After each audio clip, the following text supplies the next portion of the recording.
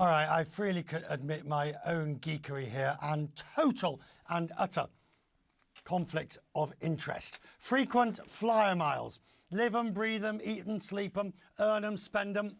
They've helped me book more than my fair share of flights and given a good few tickets away to family and friends. Now the US Department of Transportation is looking at how America's top airlines run their frequent flyer miles.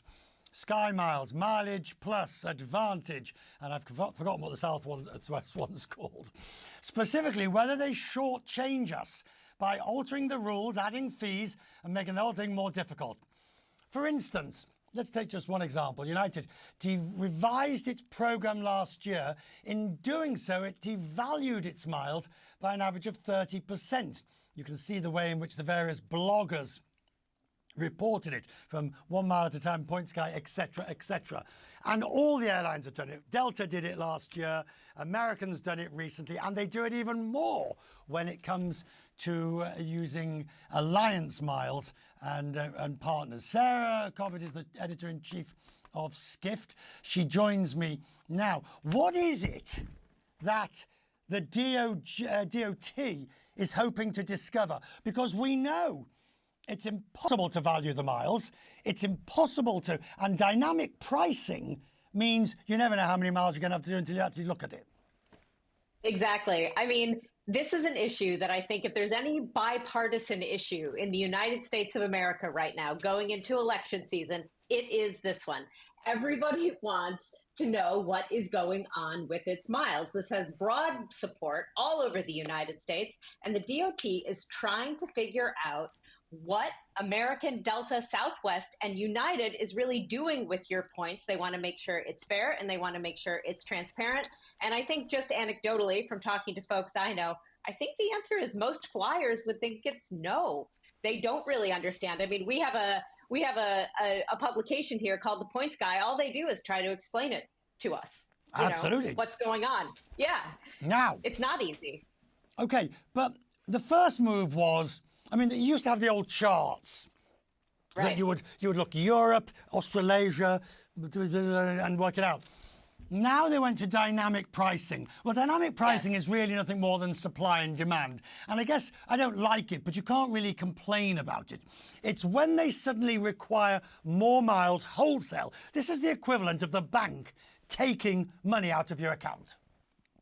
So dynamic pricing is a really interesting issue because in the travel industry, it's been around for a while. I mean, we all know if you go and try to book a flight one day and you're like, oh, I don't want to do it right now. I'll get to it next week. And then you log in next week and all of a sudden the ticket is $100 more. This is something that the travel industry does a lot. But if you did that same thing where you went to Walmart, people would be up in arms. So the travel industry does this, but what the DOT really wants to try to figure out is whether it's fair and whether the companies are being transparent enough with its flyers to merit being allowed to do this type of thing. And then you get the fee for redepositing miles, unless you're sort of an elite or whatever.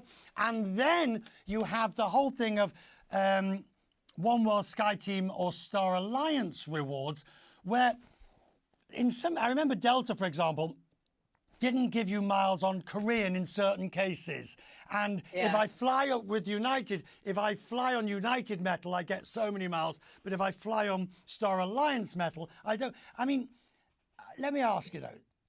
We know from the pandemic that these frequent flyer programs are cash cows for the airlines. Yes, they are.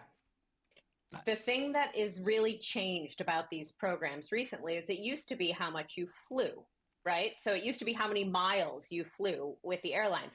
Now it's increasingly being linked to how much you spend on your credit card. And so it's really kind of a different type of thing. You know, I get miles for, spending money at the gas station, not necessarily taking a flight and being loyal to an airline.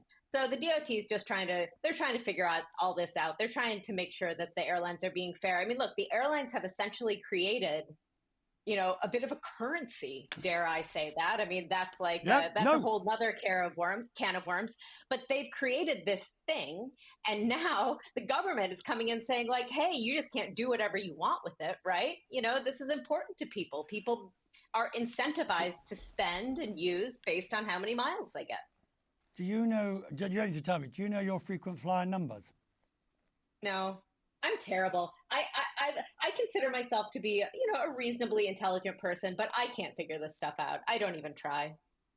I wish I didn't try. Unfortunately, Yeah. I try and I fail. Thank you. I gave up. Lovely to see you. Thank you.